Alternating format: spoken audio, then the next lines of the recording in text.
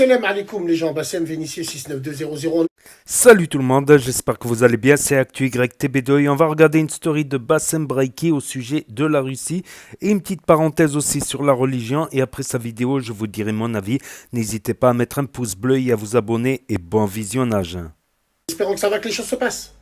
Mesdames et messieurs, je ne suis pas là pour justifier l'injustifiable. Absolument pas. Mais j'essaye de comprendre. J'essaye de comprendre et j'essaye de réfléchir. Et vous allez m'aider à réfléchir. On va parler de la guerre Russie-France. Bon, on dit une guerre comme ça, mais bon. Il y en a beaucoup qui se disent c'est une guerre idéologique. D'autres disent il va y avoir une guerre sur le terrain. Bon, la guerre sur le terrain, moi, j'y crois pas une seconde. Pour l'instant. Moi, j'y crois pas une seconde. Mais, posons-nous les vraies questions. La France est en train de voir que ces territoires africains, donc le grenier de la France, parce que l'Afrique a toujours été le grenier de la France, être pris par les Russes, un par un. Donc qu'est-ce qui va se passer? Au niveau de l'importation, de l'exportation, au niveau du commerce et de l'économie, c'est qui va être impacté? C'est la France et le peuple français. Macron et son gouvernement, où les gens le savent. Et les Russes le savent. Ils savent comment nous asphyxier, et c'est ce qu'ils sont en train de faire. D'où la détermination de Macron quand il cherche la merde, entre guillemets. Réfléchissons. Qu'est-ce qui va se passer? Demain, il récupère l'Afrique entièrement. Ouais, parce que l'Afrique n'a jamais été libre. Il récupère l'Afrique. Ça veut dire que toutes les matières premières, ça veut dire que d'un seul coup en France, les prix vont exploser. Il va se passer quoi? Guerre civile, Révolution française. On revient, l'histoire se répète, on revient à l'histoire des sans-culottes avec des fourches devant la poste. Oui, oui, quand les virements ils vont être bloqués à cause des cyberattaques, quand les Russes sauront qu'il faut taper et il faut bugger, quand il y a les aides sociales qui arrivent sur les comptes des gens, les gens seront devant la poste avec des fourches, c'est tout. Économiquement parlant, qu'est-ce qu'il faut pour redresser une économie, entre guillemets? Faire la guerre. L'histoire nous l'a montré, faire la guerre, tout simplement. Eh ouais, regardez, pendant la Deuxième Guerre mondiale, hop, après on s'est fait piner par le plan Marshall. Ah bah ouais, les Américains, ils réussissaient à faire l'amour à des Français juste en massant un chewing-gum et en mangeant un hamburger, l'américanisation.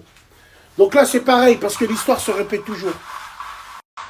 Donc voilà, j'ai envie de vous dire, est-ce que c'est pas économique? Est-ce que c'est pas aussi, premièrement, et deuxièmement, pour cacher le scandale du premier SBOOT de France? On comprendra qui pourra. Ça, à la rigueur, tu vois. Mais moi, je suis inquiet. Je suis inquiet sur les attaques cyber. Je suis pas inquiet sur la guerre où vous croyez qu'il va y avoir les tranchées, comme en 14-18. Absolument pas. Non, la guerre, la vraie, c'est retourner le peuple contre ses élus. Et comment on fait pour retourner le peuple contre ses élus? Toucher au portefeuille. Votre salaire du mois de mars arrivera en retard. C'est qui le fou, le barjot qui disait il y a 2 semaines, 3 semaines, vous allez voir, ils vont frapper dans nos payes. Attends, là c'est les payes. Attends, les aides sociales aussi, il y aura du retard. 3e guerre mondiale, les gars, c'est ça. C'est ça. Putain de merde. Alors évidemment, oui, non, c'est un bug. Mon cul, c'est du poulet. C'est ça la 3e guerre mondiale, c'est ça. Tu vois? Moi, j'ai envie de faire le paranoïaque. C'est parce que j'ai que ça à faire. Et j'aime bien, moi. J'aime bien me compliquer des choses. Donc, qu'est-ce que je me dis? Qui te dit que les bugs informatiques à répétition viennent des Russes? On peut l'envisager. Mais qui te dit que ça vient de là? Est-ce qu'on pourrait pas envisager que les services secrets français, justement, vont se servir de ça pour retourner l'opinion publique et pour justifier cette guerre pour la France injustifiable? Regardez les méchants Russes, ils bloquent vos salaires. Regardez les méchants Russes qui parlent mal des homosexuels. Regardez les Russes, regardez, retourner l'opinion publique, entre guillemets. On peut l'envisager. En tout cas, moi je pense que tout ce qui se passe, c'est pas anodin. Et j'ai comme l'impression que ça arrange tout le monde. Comprendra qui pourra. L'État islamique qui revendique l'attentat à Moscou. Et mon cul, c'est du poulet brisé. De los polos, des hermanos. Les Russes, ils sont malins, ils sont intelligents. Ce qu'ils savent pas, les Occidentaux, là, avec leur mascarade, c'est que les Soviets, ils ont déjà dans leur tête, dans leur cabessa, le fait est de pouvoir démonter en preuve non seulement cet attentat faussement revendiqué, mais en plus, c'est là où il faut voir loin.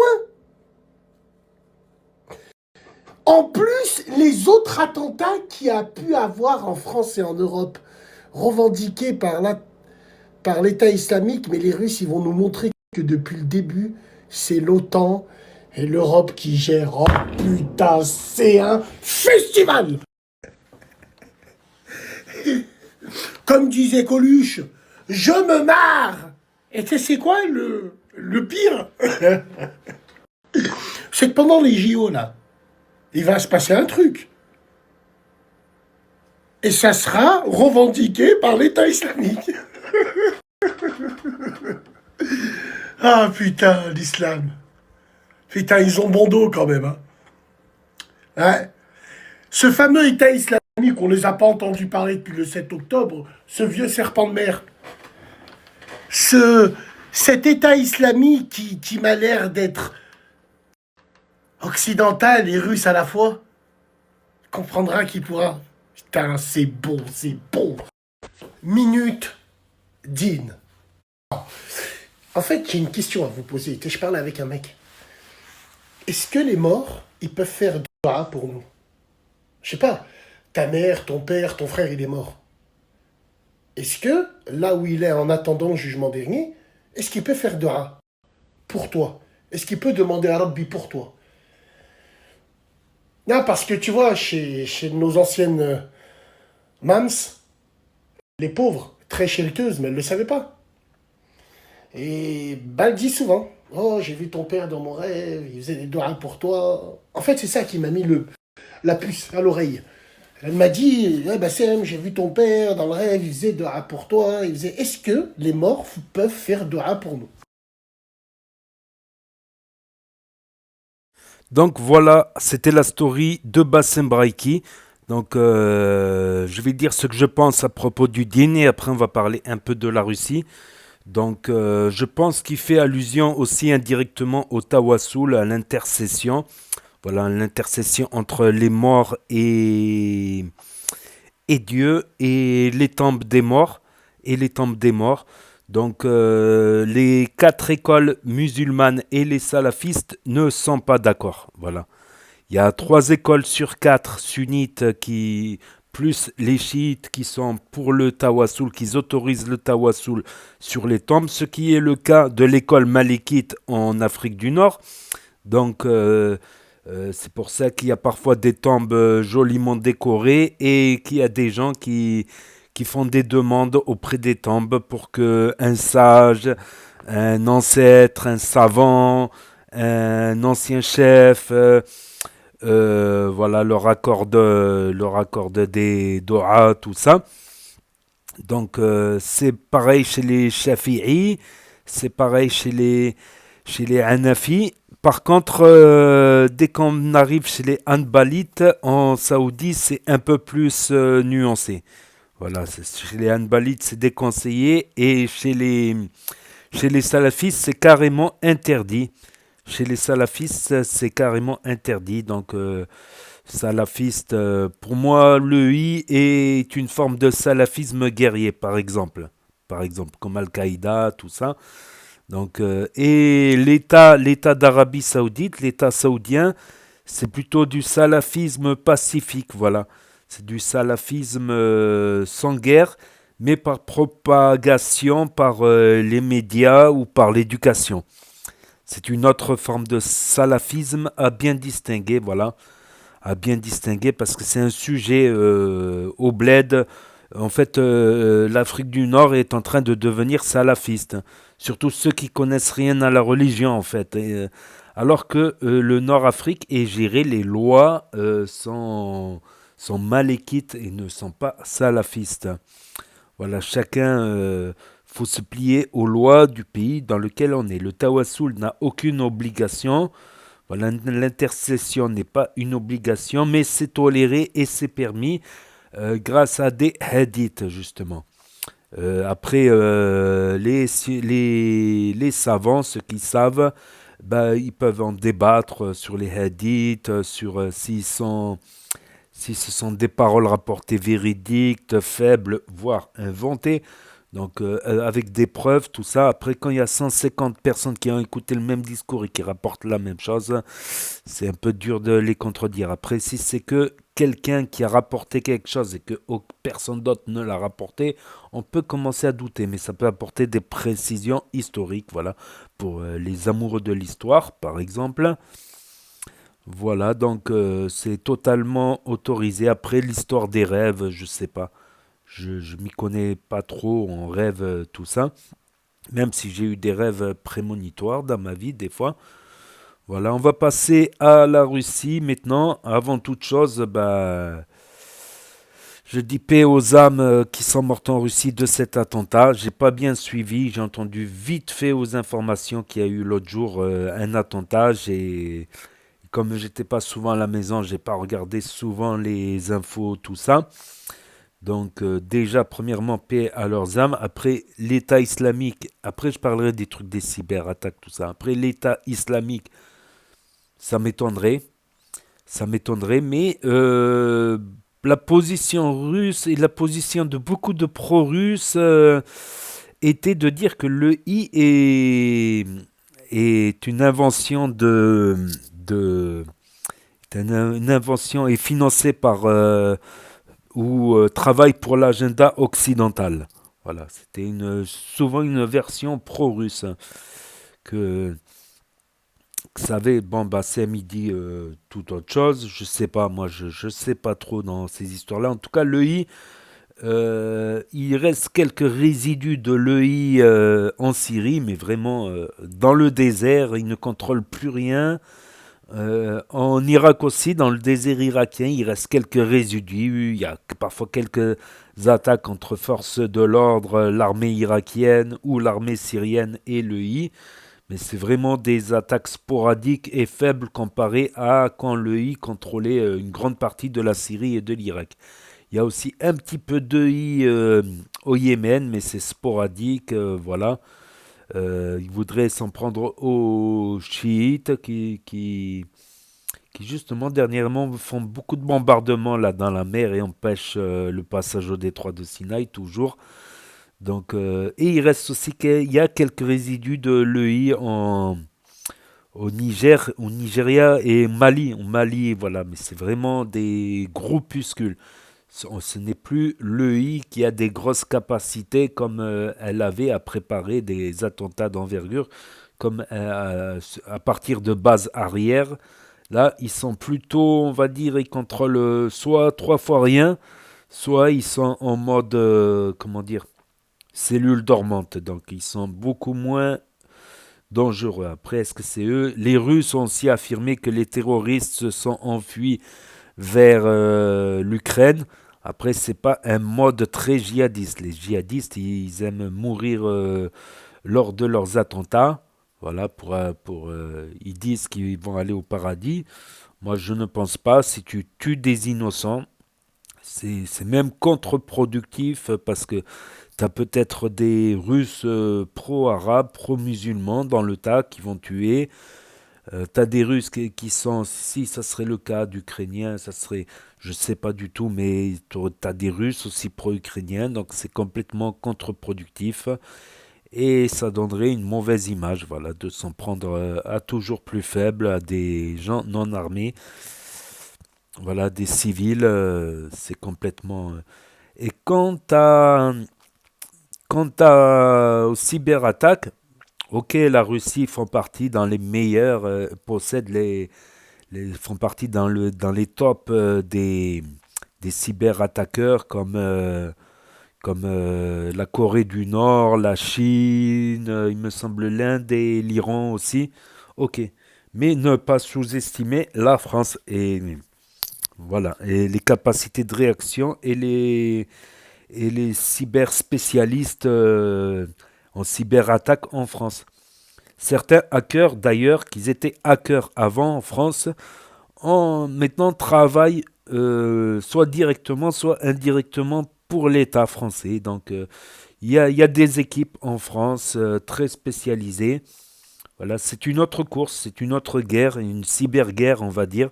C'est une autre course, mais il ne faudrait pas sous-estimer aussi les capacités de réaction. Je pense que la France est un pays très technologique, hein. Ne serait-ce que leurs avions Rafale, qui font partie des avions les plus technologiques au monde, avec les F-35, tout ça. Voilà, il y a des. Donc, en technologie, ils sont pas mauvais. Et puis, certaines attaques, cyberattaques, elles peuvent être réglées que ce soit en quelques heures, voire en quelques jours, voire. Voilà, et comme j'ai dit, il y a beaucoup de pays qui se livrent des cyberattaques, notamment Israël et l'Iran, qui se sont envoyés des dizaines, des centaines de cyberattaques. Donc, ça n'a pas changé grand-chose. Moi, ce que je vois, c'est que voilà, ça n'a pas changé grand-chose. Et puis, quand il est question d'argent, la liquidité existe toujours. Le papier, les signatures existent toujours en présentation de carte d'identité. Certes, ça fera si un problème. Et en plus les distributeurs ne passent pas par Internet. Voilà, les distributeurs automatiques ne sont pas connectés à Internet. Ok, certes, les banques sont connectées à Internet, oui. Il y a une faille, mais c'est indépendant des distributeurs. Et même si les distributeurs, imaginons, seraient touchés, je ne sais pas comment, mais le liquide existe toujours en France. Donc ça reste toujours une solution en cas de gros problèmes, quels que soient les problèmes militaires, cyberattaques, tout ça. Donc non, moi je m'enflammerai pas là-dessus. C'est que mon propre avis. Je peux avoir raison, je peux avoir tort. L'avenir nous le dira ou nous voilà. Moi personnellement, je ne pense pas. Et puis que les Français se retourne, si c'est une cyberattaque russe, tout le monde aura compris que c'est une cyberattaque russe. Ils vont pas se retourner contre. Voilà, il y a des fichiers, il y a aussi des NAS. Des NAS, c'est des grands centres de disques durs qui stockent les données.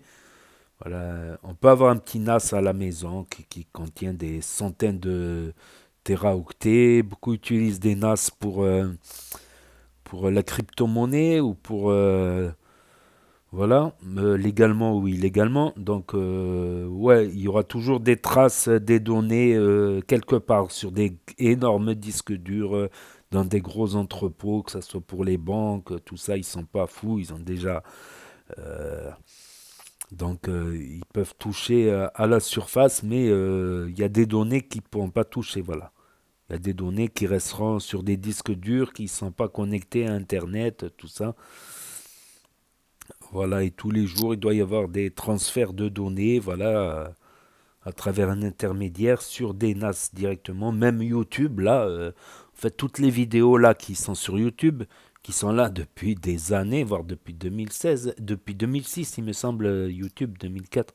C'était un site de rencontre entre parenthèses YouTube au départ. C'est devenu la plus grande plateforme vidéo. Ben, c'est des hangars et des hangars et des hangars de disques durs, de NAS, voilà, qui sont alimentés en électricité avec des systèmes de refroidissement, voilà.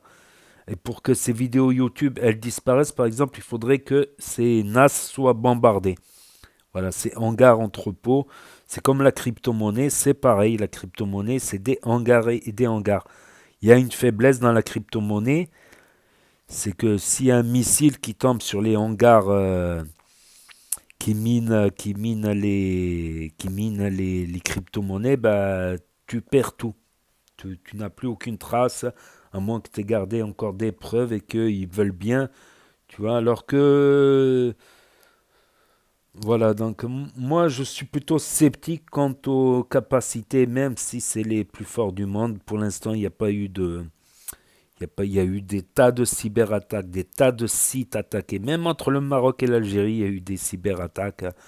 Et voilà, c'est que mon avis. Je peux avoir raison et je peux avoir tort. Donc n'hésitez pas à me dire ce que vous en pensez, vous, dans les commentaires. À mettre un pouce bleu, à vous abonner, à cliquer sur la cloche. Et je vous dis à très bientôt, les amis, les potos, pour de nouvelles vidéos. Merci d'avoir regardé.